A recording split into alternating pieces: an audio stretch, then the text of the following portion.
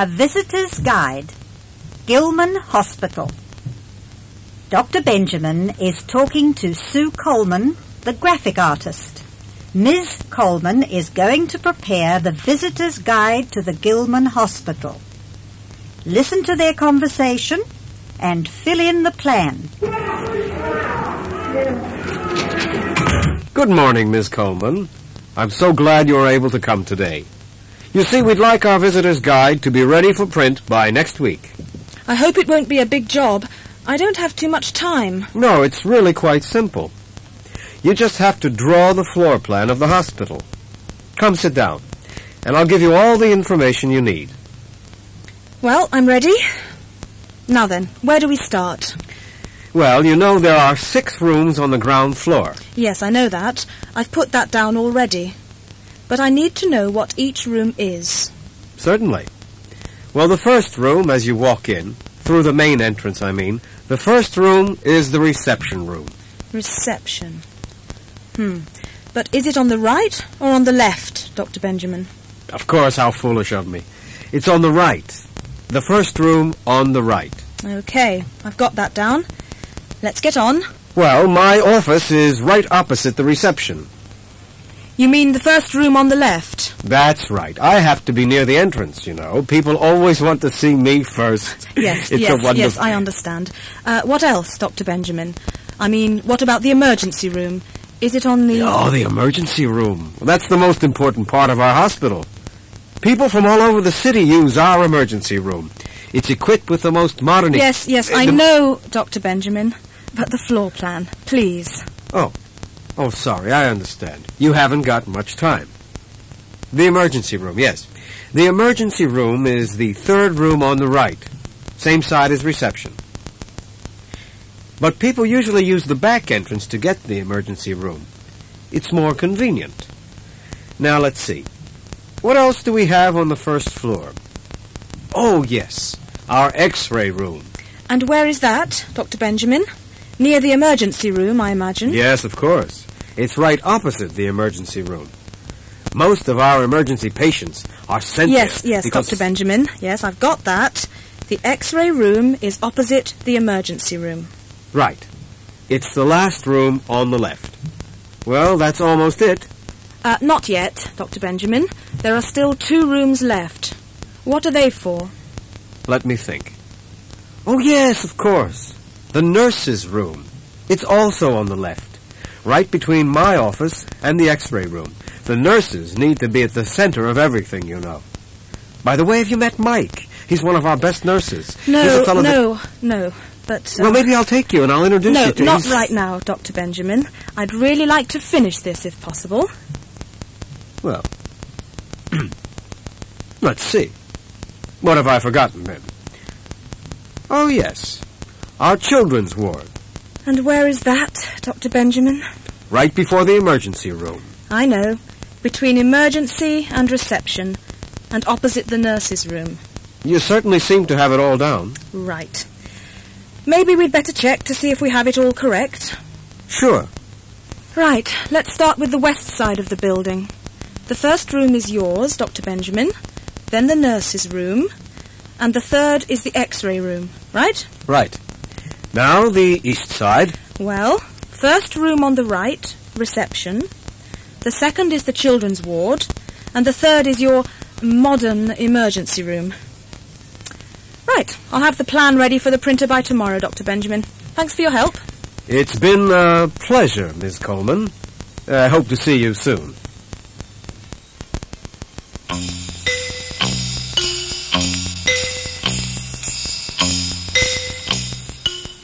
A health official comes to town. An official from the Ministry of Health is in town to check up on a certain supermarket. He sees Ellie outside the technical school and asks him how to get to the place he is looking for. Listen to their conversation, follow Ellie's directions, and mark which supermarket the health official wants to visit. Yes, sir, I know the place. It's on the other side of town. It's near my grandma's house. Just keep straight on past the first set of traffic lights. traffic lights. Yes, they're on the corner of Drawer Street. You mean continue on this road to the traffic lights on the corner of Drawer Street. And then? After the traffic lights, turn, not the first turn, not the second, the third turn to the left. The third turn to the left after the traffic lights. What street is that? What's the name of this street? Dotan Street. It's the street where the town hall is, and the museum, and the library. You can't miss it. Keep on Dotan Street, past the town hall, past the museum, past all those public buildings, till you get to the post office. It's on the corner of Erie Street. On the corner of Dotan and Erie Streets. There you have to turn right. Let me get this straight, young man. Up Dotan Street, turn right into Erie Street. Is that it? Yes, sir, that's it. So far, so good. And then? And then continue a few blocks after the post office. On Erie Street, you mean? That's right, on Erie Street. Look for a tall building on your left. It's a bank. It's on the corner of Bank Street. You know, the street where all the banks are. Turn left into Bank Street. Then first turn to the right. One moment. Where am I? Up Erie Street till I come to Bank Street. Left into Bank Street, then right into what street? Gad Street. Later it changes its name and becomes Dan Street. The street's named after two brothers. Twins, actually. Gad and Dan. Ah, I understand. It's a long, curving street. At the corner of Jerusalem Street, Gad Street changes its name and becomes Dan Street. The street leads straight to the town square. You better park your car somewhere around there, I think. It'll be easier to walk from there. I see. I drive along Gad and Dan Streets, till I come to the town square. Will I have any trouble finding a place to park? No trouble at all. There are plenty of parking places around the town square. Okay, let's say I've parked the car. Where do I go from there? Well, you have to cross the town square. Now, let me see. You'll park on the south side of the square. You have to cross to the west side of the square, to your left. There's a street there that forks off after a block or two. Bear right at the fork. The street is called Bloom Street. Cross to the west side of the square, up the street to the fork, bear right at the fork. Okay, clear enough. There you'll see a large shopping mall. It's new, you know. We often go there to play at the computer center. I wasn't looking for the computer center. I was looking for... Sorry, sir. I got carried away. That always happens to me when I talk about the computer center. The supermarket you're looking for is right across the street. It's a large building opposite the cinema. You can't miss it. Thank you very much, young man. You're welcome.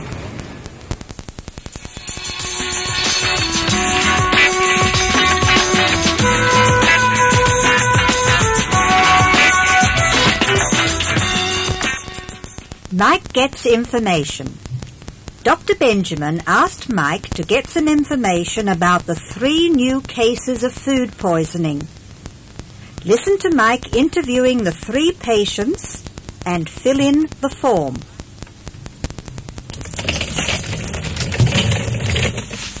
Hello, I'm Mike, the nurse. I'd like to ask you a few questions. That is, if you don't mind. Oh, no, on the contrary, I'd love it. I'm so tired of this place already. Oh, it's too quiet around here for me. I just can't wait to go home. Oh, well then, let's get started. First, of course, your name. Oh, I thought everyone around here knew me by now.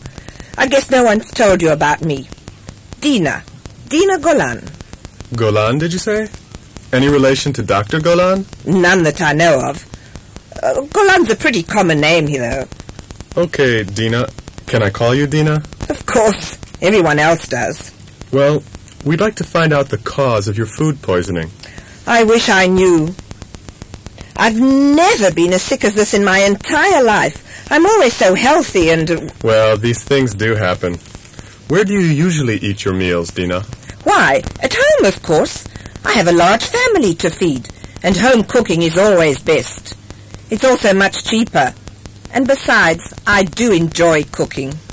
But yesterday, did you eat any food outside of your home? You know, a falafel or an ice cream, perhaps. Let me think. Ice cream, falafel... No, I was home all day. I ate lunch by myself. The kids were on a school trip. And David, that's my husband, he ate at work. Do you mind if I ask, what did you have for lunch yesterday? Oh, nothing special. Just some fried fish and salad. And oh yes, I almost forgot. Some soup that I'd left over from the weekend. Let me get that down. Fish, salad, and soup. Yes, nothing special. Just an ordinary lunch. Fish, salad, and the soup. Maybe it was the soup. You know, I made it on Friday. I thought it was still good, but then... Well, we really can't tell unless we get a sample of the soup. Do you have any left? No, it was the last of the soup, I'm afraid. I finished it all. But maybe it wasn't the soup. Dina, if we don't have a sample, we can't know if the soup was the cause or not. But if you could tell me when you began to feel sick. Well, I felt funny the whole afternoon, you know. Tired. I didn't even have the energy to read the paper. But when did you actually feel ill enough to call the doctor? I began to feel really ill at around 6 in the evening. It was right before the kids came back. I had such bad stomach pains that the kids decided to call the doctor. My husband was still at work, you see, and no one... So at 6 p.m. you called the doctor, and he sent you to the hospital? Oh, yes, he took me straight to the hospital. He was so worried. He said it was unusual for me. I'd never had anything like that before, and he insisted on getting me to the hospital at once. Well, lucky for you that he did. You would have felt much worse if you hadn't had hospital care. Oh, I know. Oh, but I really can't wait to get home again.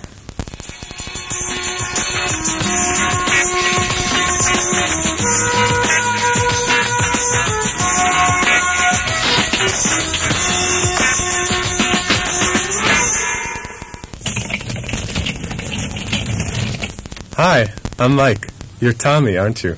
Yeah, Tammy Duron. You know, there are 2 other Tammys in the ward now. Everyone gets us confused. Don't worry, I'll get it right. Tommy Duron. Well, Tommy, tell me, you're one of the food poisoning patients, aren't you? I am. Oh, but I wish I weren't. I can't stand the way everyone's complaining all the time. You'd think they were the only people in the world who didn't feel well. I've had food poisoning before, and it's not the worst thing that could happen to you. What? You mean to say you've been in the hospital before with food poisoning? No, I didn't say that. I said I'd had food poisoning before. I didn't go to hospital, though. The doctor in the clinic took care of me. This is the first time I've been in hospital, and I hope it'll be the last. I can understand that. But let's see if we can find out something about your illness. You know, we're trying to find the cause of the food poisoning. Maybe it's the same cause. I mean, maybe all of the patients... Oh, I doubt it. I don't know any of the people here. Yes, but maybe you all ate in the same place. Or something like that. Actually, where did you eat yesterday? Oh, yesterday was such a hectic day. I didn't have time for lunch. I usually have lunch at the university cafeteria. Not that I like the food there very much. Yeah, I know what you mean. Sometimes I have a meal there too. Not that I like the place, but it is convenient. That's just what I mean. I eat there because it's so convenient. But yesterday, when I finally found time to have something to eat, it was closed. You see, it was about 6 o'clock, and I hadn't noticed the time. I'd had a few cups of coffee, you know, out of the machine, and, well, I just forgot about food. So you didn't have anything to eat till you got home? No, I didn't say that. Oh, I was so hungry. I just couldn't wait till I got home. So I went to a small restaurant, just near the bus stop. Such a nice, clean little place. Lovely. And quite cheap, too. I had some fish and chips and salad. Oh, it was delicious, I must say. What's so wonderful about fish and chips and salad? Well, you were hungry and... it tasted really good to me. So you had fish and chips and salad at around 6 o'clock. It was exactly 6 o'clock.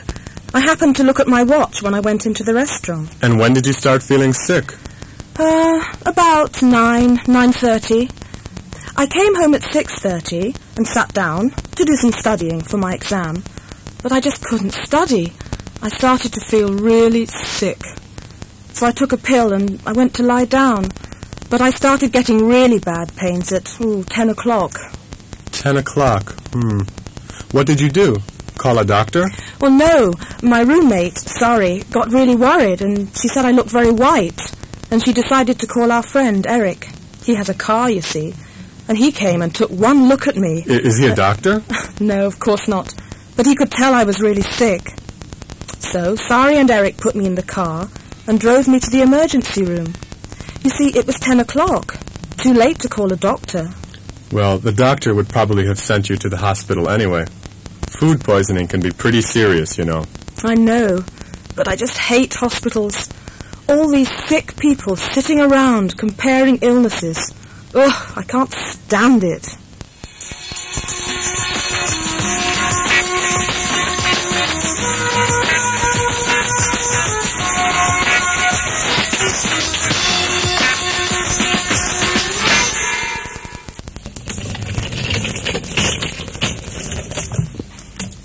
Hello, sir.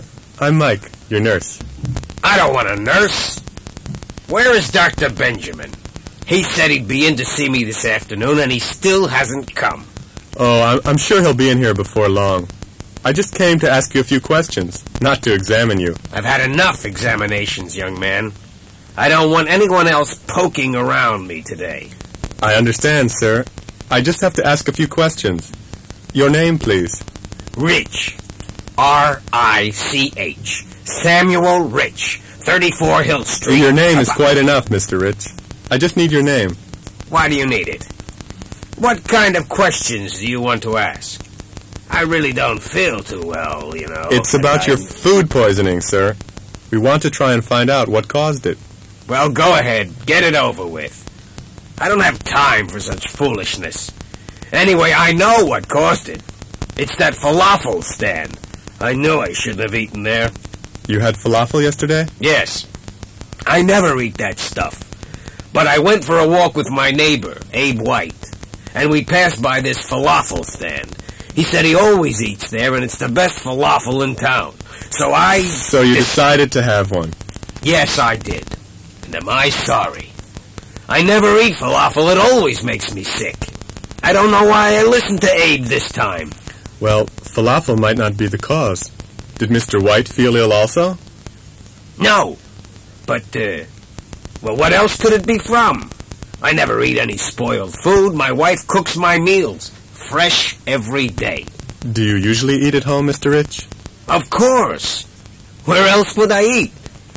My wife and I have all our meals at home. Why should I pay for food in a restaurant when my wife makes the best food in town, eh? I can see your point, Mr. Rich. What else did you eat yesterday? You don't mean to say that I had bad food at home, do you? No, of course not. But I need to know just what you ate yesterday, for the questionnaire. Well, if you must. We had a small lunch. Some nice fish, rice, carrots, chocolate cake for dessert. No one makes chocolate cake like my wife. Rice, carrots, chocolate cake. You forgot the fish. We always have fish on Thursdays. Ah, yes, of course. Fish. Well, I've got most of the information. Just one more thing, Mr. Rich. When did you start feeling ill? It was right after I ate the falafel. That's why I'm sure that was the cause. I had the falafel at around 6 o'clock. That is, and while I was walking home, I started to get a stomachache. I told Abe, Mr. White, my neighbor, that I shouldn't have had the falafel. He laughed at me, but you see, I was right. So you started feeling sick a little after 6 o'clock. Did you come straight to the hospital? Well, first I thought I'd feel better if I lay down a little. But by 8 o'clock, the pains got so bad, and I began to feel hot. It must have been a fever. My wife called Magen David, and they brought me to the hospital. Well, they did the right thing, of course. Food poisoning is not a laughing matter. I know. I had a case of food poisoning a few years ago. This same stomachache, fever. And I went to the hospital then, too. It was, about... Was it after a falafel that time also, Mr. Ridge? No. It was after my nephew's wedding. Over 20 of the guests got food poisoning. That was some wedding, eh? Well, I do hope you're feeling better now. Come to think of it, yes. It's been nice talking to you, Mike. Come by again when you have a chance.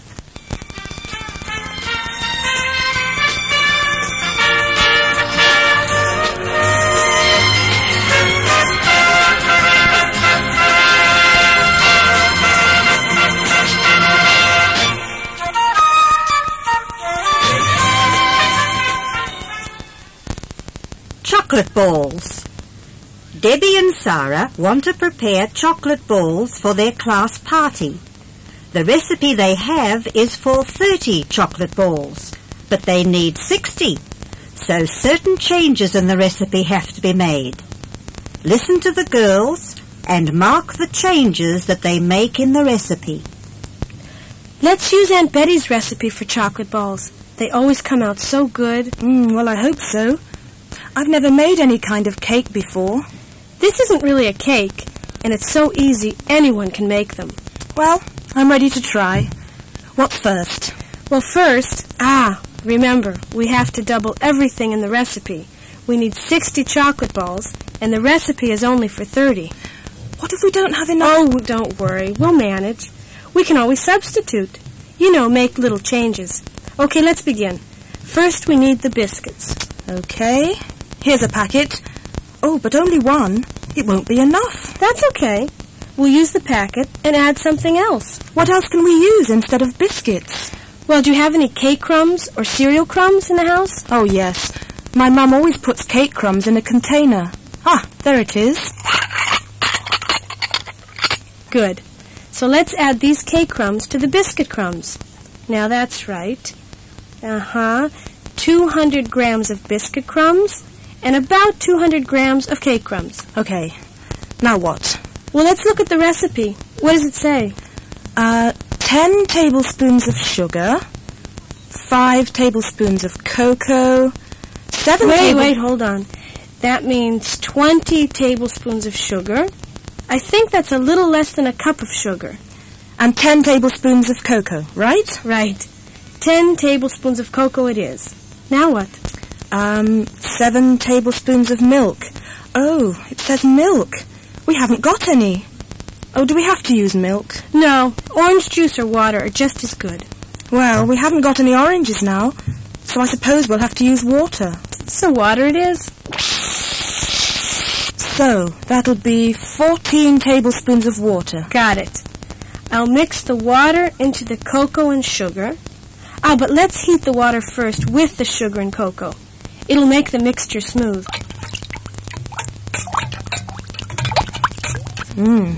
For how long? That's okay, just for a few seconds. Ooh, it looks nice and smooth now. Well, now for the vanilla. Now it says 1 teaspoon, so that means I'll add 2. Wait a minute. Do you have any rum flavor? We can use 1 teaspoon of vanilla and 1 teaspoon of rum. It gives the chocolate balls a good taste. Okay, so that's 1 teaspoon of vanilla and 1 teaspoon of rum. Right, now, the margarine. Put the whole packet in. We need 200 grams, right? Not 100. The whole packet, right. In it goes. Mix it until it melts. Now... I know. Add it to the crumbs. Right. You're becoming quite a chef. Well, it's fun, you know.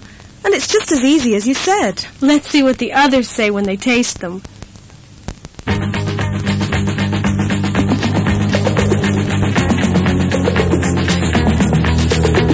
The police investigate. The police have to get information about Debbie's accident. They have to collect evidence from the people involved in the accident. So the investigator is questioning Debbie, Sarah, and Zeev. Listen to the conversation and fill in the police report form. Hello, I'm Officer Cohen. I have to fill out this accident report. I'll need all the information I can get from you. The report has to be accurate, you know. You mean exactly when everything happened? I don't think I can help you. I remember so little of what happened. That's okay, Debbie. The others will help. You're Debbie, aren't you? I can guess from your cast. Yes, I'm Debbie. Debbie Sela. S-E-L-A. No H at the end, please. Okay, Debbie Sela. S-E-L-A. And this is my friend Sarah. Hello, Sarah. Sarah Dory. I spell it D-O-R-I. Thanks, Sarah. And you, sir? I'm Zeev, Zohar. Zeev, Z-E-E-V, Zohar, Z-O-H-A-R. I have your names. Now let's start. Shouldn't take us too long. Could you tell me where the accident took place? Do you remember, Debbie? No, officer, I don't. I just know I was riding my bicycle. Sarah and I were riding our bicycles down University Street, and the next thing I remember was waking up here in the hospital. I understand, Debbie.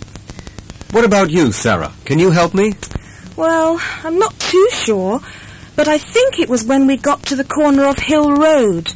I remember seeing a supermarket near the corner. Then it couldn't be Hill Road. Sarah, there's no supermarket on Hill Road. Oh, but I do remember seeing a supermarket. What about you, Zeev? Well, my memory isn't too clear either, but I know that the accident happened just as I was getting ready to turn into University Street. And the only street that goes from my home to University Street is Drawer Street. Right, and there is a supermarket on Drawer Street. It must be that. The corner of Drawer and University Streets. Yes, I'm sure about that. It happened just as we reached Drawer Street. Ah, now I remember. I remember seeing the street sign. Good for you, Sarah. Okay, I've got that. Place of accident, corner of Drawer and University Streets. Now, the time of the accident. I need as exact a time as possible. Please, Debbie? I'm sorry, officer. All I know is that it was just getting dark. We had just left Sarah's home, and we were going to my home for dinner. I promised my mother I'd be home by 6, so I guess the accident happened sometime before 6 o'clock. That's fine, Debbie. Thanks. Zeev, does that seem right to you? Let me think. You know, I was waiting for my son to come home with the car. I had a 6 o'clock appointment, an important meeting, and I was going to be late. I kept looking at my watch. What time was it when you left your house? I remember exactly. It was 5:52. I was in a hurry, I'll admit that. Zeev, how long does it take from your house to the corner of Drawer and University Streets? Usually around 5 minutes. But there was no traffic then, so it must have taken around 3 or 4 minutes. Uh-huh.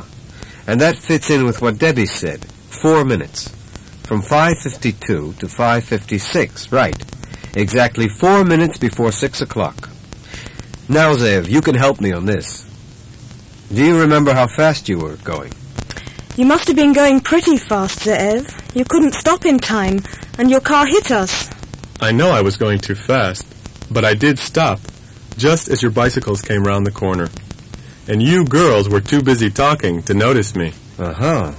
So you were driving a bit faster than usual, Zeev? Yes, but not that fast. I think around 55 kilometers an hour. Not more than that.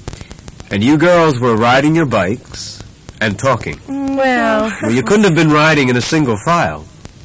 No, I guess not. I know it's against the rules. Riding side by side is really dangerous. we'll never do that again. Were you on the right side of the road? Yes, I'm sure about that. That's one good habit I'll never break. Always on the right side of the road. And were you wearing light reflectors? You know, it was getting dark. No, officer.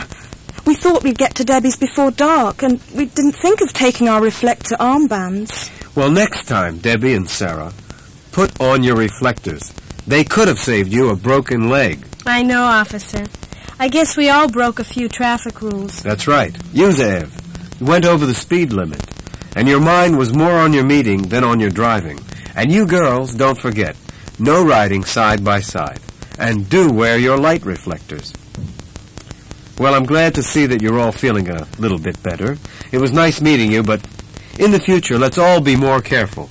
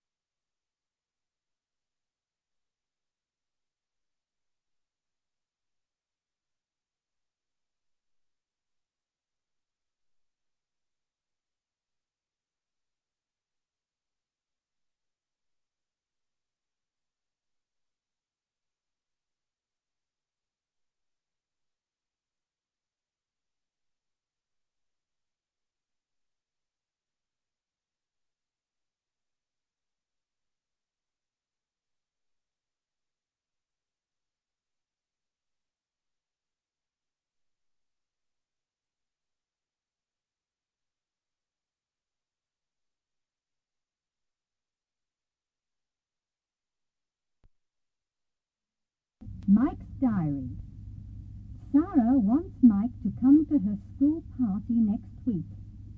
Mike wants to come to the party, but his week is so full that he doesn't know how he'll fit it in. Sarah rearranges his diary so that he can come to the party. Listen to their conversation and fill in Mike's diary. Que sera, sera, what will be, will be. Bravo, bravo. That's great. I'm sure you'll win first prize at the party. You can tell me all about it when you come home. But Mike, aren't you coming to our party? It's next week, isn't it? I'm really busy next week. I'm afraid I can't make it. I'm awfully sorry. I really would have liked to see you collect that prize. I don't give up so easily. Come on, let's see your diary. There must be some way. Take a look. All my evenings are busy. There's no way. We're talking about Tuesday evening, not every evening. By the way, what are you doing on Tuesday evening? I promised Mrs. Benjamin I'd help her prepare the surprise for her husband. What surprise? For Dr. Benjamin. It's Dr. Benjamin's birthday on Wednesday. We're preparing a surprise for him, me and the nurses, together with Mrs. Benjamin. I promised her I'd be over Tuesday evening to help. Well, what about Wednesday, just before the party? You can help her then. No, not enough time. Besides, Dr. Benjamin will be at home Wednesday afternoon. Well, what about Wednesday morning? In case you've forgotten, Sarah, I'm a working man. Oh, yes, sir, so you are. But sometimes you do start work in the afternoon, don't you? Not next week. Next week, right through, I'm on day shift. Sunday is even worse. On Sunday, let me see. On Sunday, I start work at 8 in the morning and finish at 6 in the evening. Wow. From 8 o'clock in the morning to 6 o'clock in the evening. 10 hours? Yeah, because Monday, I start work at 12 o'clock. Monday, I work from 12 to 6. So you can help Mrs. Benjamin on Monday morning. Impossible. I only get back from Nir Am just before 12. Oh, you're going to visit your parents? Yeah, that's why I'm working 10 hours on Sunday. I'll go to Nir Am Sunday, straight after work. I'll spend the evening with Mom and Dad. I'll have to get up very early Monday morning to help Dad in the fields. Actually, that's why I'm going, to do some work on the farm. I'll get back just in time to start work at 12. So when do you finish work on Monday? At 6, see? Monday, work, 12 to 6. And at 7, I have my evening class. Monday evening, remember? Yeah, I know. Monday evening's out. Evening class from 7 to 10. I know. And Tuesday, 8 to 4. Wednesday, 8 to 4. Thursday, 8 to 4. On Friday, at 4 o'clock, I go on duty right through till Sunday morning. Okay. You're a very hard worker, I agree. But I still think you can find a way to fit our party into your very busy schedule. Hey, anyone would think I didn't want to come to the party, which is not true. On the contrary. Here, you try. Let's see how you can manage. Take it. You bet I will. Wow, your exam's on Friday morning next week. I thought it was the week after that. What are you going to do after such a busy week? When are you going to study for your exam? Look at the diary. Look at Thursday evening. What does it say? Ah, I got it. The big S from 7 on means study.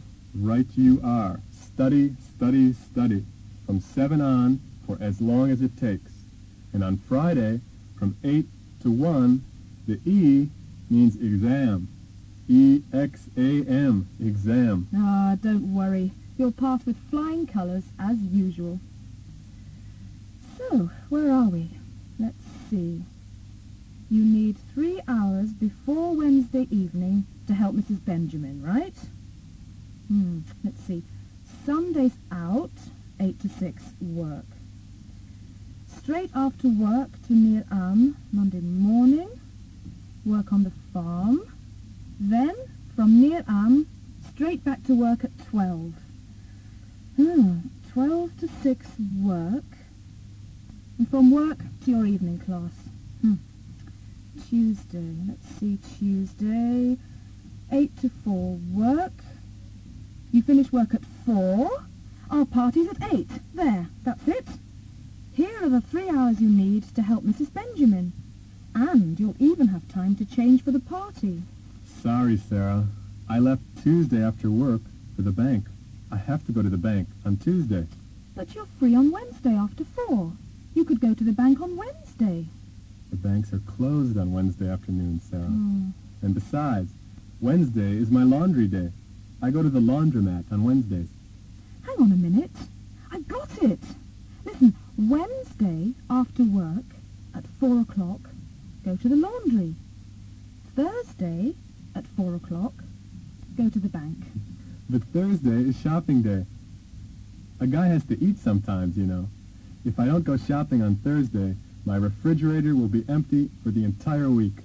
Well, next week you won't shop on Thursday. You'll shop on Friday, after you finish your exam.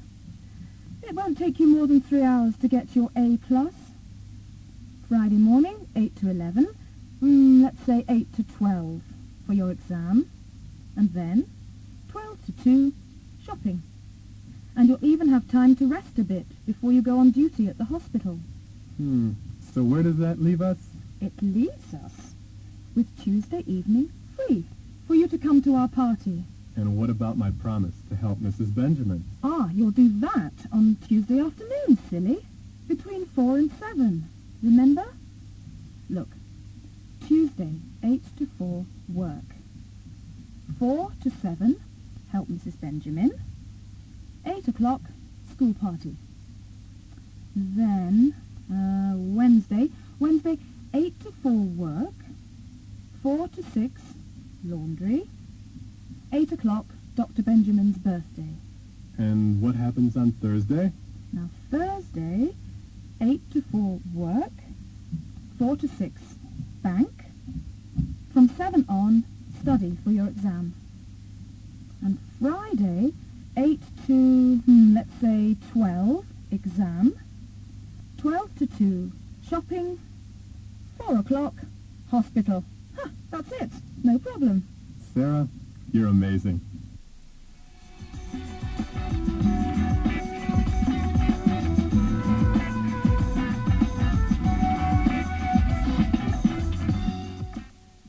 The shopping list. Mike wants to make a special dinner for his visitors, but he didn't have time to go shopping.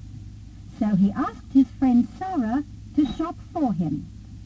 Mike gave Sarah a shopping list, but when Sarah was in the supermarket, she made several changes.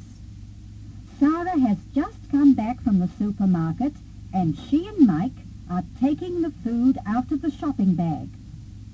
Listen to the conversation and mark the changes. Oh, Mike, what a time I had. So, what's wrong? Is shopping that hard? Well, for me it is. You see, I hardly ever go shopping, so I don't know where all the things are. And I'm not just sure of the prices and... I'm sure you did okay. Let's see what you've got in the bag. Well, I hope I got everything you wrote on the list. You see, I didn't know if you wanted... Let's check. Start taking the things out of the shopping bag. Okay. Well, first the tomatoes. I put them on top so they wouldn't get squashed. That was clever of you, Sarah. You see, you do know how to shop. Hey, what's this? 2 bags of tomatoes? Why, Sarah! Oh, Mike, I just didn't know what kind of tomatoes you wanted. Those red ripe ones, or the hard ones that are still a little green. So I bought 1 kilo of each. I hope... Now, Sarah, don't worry. I really wanted the hard ones. But I can use these red ripe ones for a sauce, or a soup, something. Oh, Mike, I am sorry. I just... Don't worry. Look how cheap they are. I'll be able to put them to good use. An extra kilo of tomatoes is always useful. But isn't 2 kilos too much? I mean... Sarah, I said it's fine, really. These tomatoes were a real bargain, and I can use them, I promise you. Oh, I feel better now. Well, let's go on. The sugar, is that okay? Perfect. 1 kilo packet of sugar. Just what I asked for. And the flour? Here's the packet of flour. Uh-oh. Sarah, I didn't want the small packet of special cake flour. I needed a kilo of plain flour for the pancakes, the kind I usually buy. Oh. But it's really my fault. I just wrote flour. I didn't say which kind. That was silly of me. Oh, another mistake. You see, I thought a kilo of flour would be too much, so I bought a small packet. No. It's my mistake, not yours. Yes, but how will you manage? Don't worry, Sarah. I'm sure I have an extra kilo of flour in the cupboard. I always keep one in stock for emergencies. I'll make a cake with this. You're sure, Mike? If it's a problem, I can run down and get you a kilo packet at the grocer's. I mean, you know, if you need it. Or... Sarah, I told you, no problem. Relax. You're taking this too seriously. Just remember, for next time, the plain flour is much, much cheaper than the special cake flour. Okay, Mike. That is, if there is a next time. I don't think you'll trust me to go shopping for you again, ever. Sarah, you're going to be my best shopper. Don't get discouraged. Now let's go on. 1 bottle of oil. Good. Right. I got it right this time. And a tin of coffee. But it's so small. Only 50 grams. Wait, didn't I write 200 grams? Oh, well, you did. But I know that you don't usually drink coffee, and, well, I thought that if it's for your visitors, a small tin would be enough. Hey, good thinking, Sarah. You know, you're a better shopper than I thought. A 50-gram tin is really quite enough. Now, the peppers. How many peppers did you buy, Sarah? What? 2 kilos. You did ask for 2 kilos, didn't you? 2 kilos? What would I do with 2 kilos of peppers? Look, Sarah, it says 2 peppers, not 2 kilos. Oh, no, how stupid of me. Well, I'll try to think of something to do with all of these peppers. Well, why don't you stuff them with rice? My mother always does. Rice-filled peppers. That'll make a delicious meal. I think it's a very good idea. I'll use the peppers as a main course, filled with rice. Oh, Mike, I've caused you such a lot of trouble. Actually, Sarah, it's all for the best. I think the peppers are going to be a special treat for Aunt Betty and Uncle Robert. I'm sure they will. Everyone knows what a wonderful cook you are. Well, what about the rest of the things? Let's see. Ah, here are the onions. I hope you didn't get me 3 kilos of onions. I wouldn't know what to do with so many. No, of course not. Here, 3 nice, large onions. That's a relief. Ah, here are the eggs. 1 dozen size 2. Sarah, you're doing fine. Oh, good. And here's the margarine. Margarine? I thought I asked for butter. Didn't I write butter? Oh, yeah, well, yes, you did. But they just happened to run out of butter. They only had margarine. So what could I do? There was no butter. So I bought margarine instead. Oh, there's not much difference, is there? Well, I really would have preferred butter, but the margarine will do. I hope Aunt Betty doesn't mind margarine. Well, if she's watching her figure, you know, trying not to get fat, then I'm sure she'll prefer the margarine. Yeah, I guess you're right about that. Margarine is less fattening than butter. And now the bottle of lemon juice. Oh, no. It's what you wanted, isn't it? Not exactly, Sarah. But it's my fault. I didn't write it down. I wanted sweetened lemon juice. You know, the kind you mix with water to make a sweet lemon drink. Oh, I thought you wanted just plain lemon juice. You know, natural lemon juice, for salads. For salads, I use real fresh lemons, not bottled juice. Oh, I'm sorry, Mike. It's not your fault, Sarah. I should have said sweetened lemon juice. But I guess I can use this. I'll add some sugar and water and make some delicious lemonade. Let's try it now. You sure deserve a drink, Sarah. You've been a great help, and you're becoming a really good shopper. I can see that. Oh, thanks, Mike. Next time I will be better. I hope.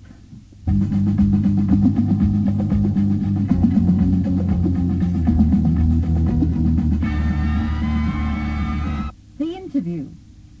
Debbie is being interviewed for a job. Listen to the interview and fill in the form. Good morning. Good morning. Please sit down. You're, Debbie Seller. Debbie, huh? How do you spell it? D-E-B-B-Y. And Sela, S-E-L-A, right? Right. Okay, let me get that down. By the way, Sela is a Hebrew name. Were you born in Israel? No, I wasn't. We changed our name when we came here.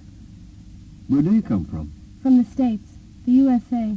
So that explains your good English. I was wondering about that. What part of the USA? California. California! California, land of sunshine. I spent some time there a few years ago. Most of the time in San Francisco. I was born in San Francisco. It's a beautiful city. I would say San Francisco is the most beautiful city I know. I agree. One moment, please. City, San Francisco. State, California. Now, let's see. By the way, how's your Hebrew? My Hebrew? Great. I mean good. Very good. If I may say so. Actually, I'm bilingual. I speak both languages fluently. That's wonderful. Any other languages? I'm afraid not. Only English and Hebrew. Well, actually, that's all we need here. English and Hebrew. One moment, let's see. Oh, here we are. Languages. Hebrew, English. Now, let's see. Where are we now? Here. Date of birth. 7th of January. 7th of January? What a coincidence. My son's birthday is the 7th of January. He'll be 16 next January the 7th. I'll be 14. 14? You look older, I must say. Everyone says so. Well, I think I have everything down now. Let's take a look. Oh, I forgot your address. Your address, Debbie. Number 60, Golan Street. 16 Golan Street. No, 60. 60. Oh, I'm sorry. My mistake. 60 Golan Street. G-O-L-A-N. Tel Aviv. Well, Debbie, that's all for the time being. I think you'll suit us perfectly, and I'm sure you'll be hearing from us soon. Thank you.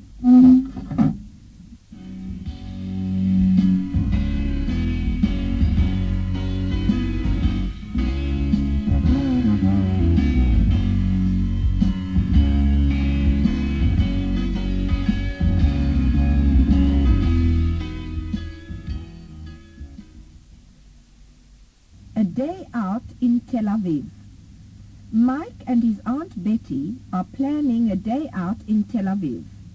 They are looking at the ads in the weekly This Week in Israel. Listen to their conversation and tick off the places that they mention. Then listen to the cassette a second time and mark the places that they decide to go to. Oh, Mike, I'm so excited. It's so kind of you to use your free day to give us a tour of Tel Aviv. You know, Aunt Betty, you're actually doing me a favor. There are a lot of places in Tel Aviv that I myself have never seen. I know. There's just so much to do. And it's a pity we only have one day to spend there. Well, then we'll have to do as much as we can on that one day. We'll get an early start. I know, and finish late.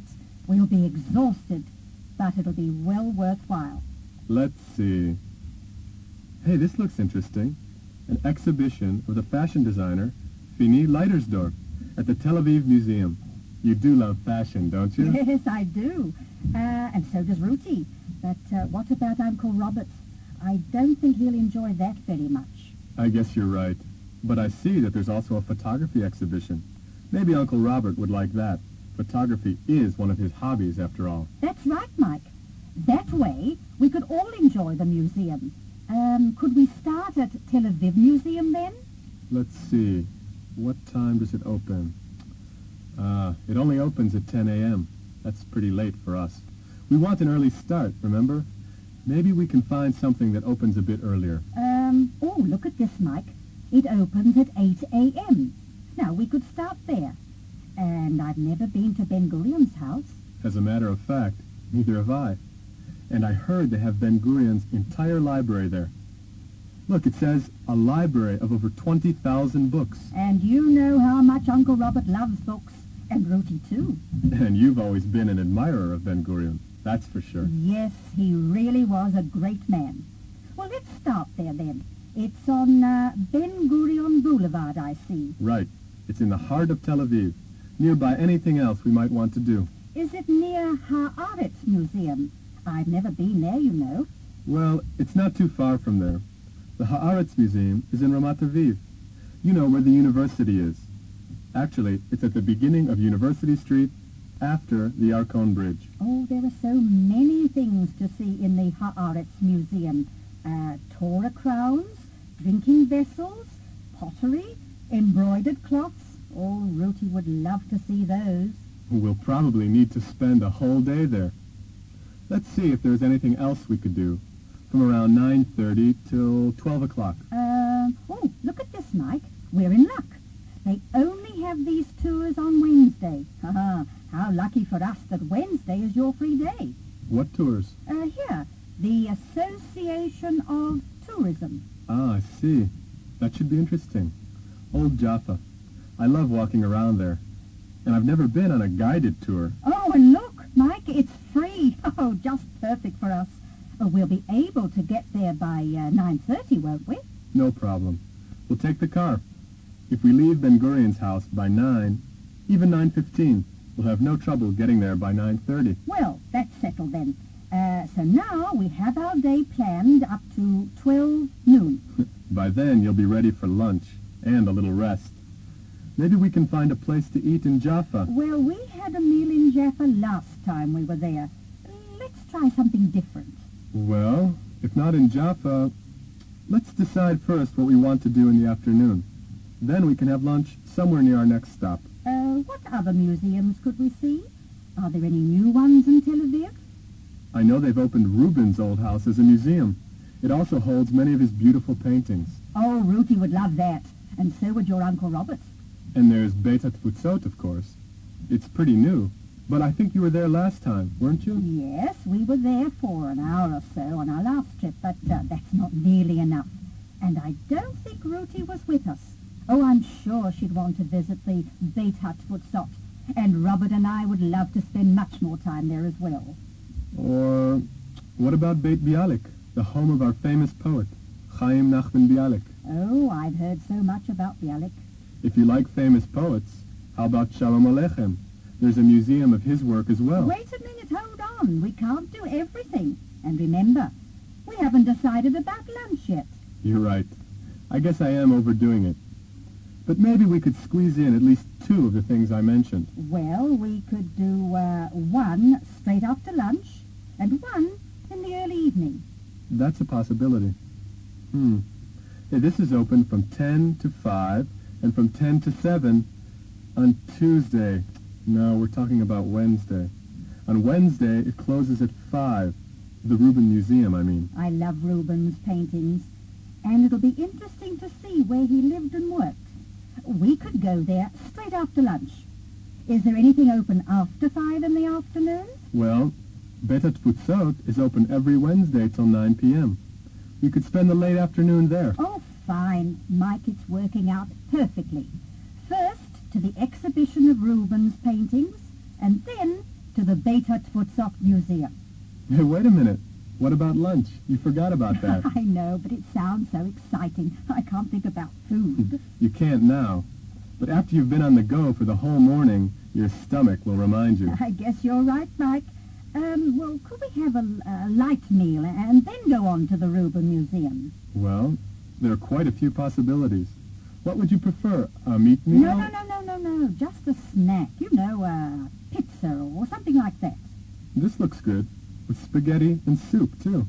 I sure love soup for lunch. What's the name of the restaurant? Are they open for lunch? Look here. Pnina's Pizzas. Open from 12 p.m. to 12 a.m. From noon to midnight. Is it far from Jaffa? No problem. It's on Ben Yehuda Street.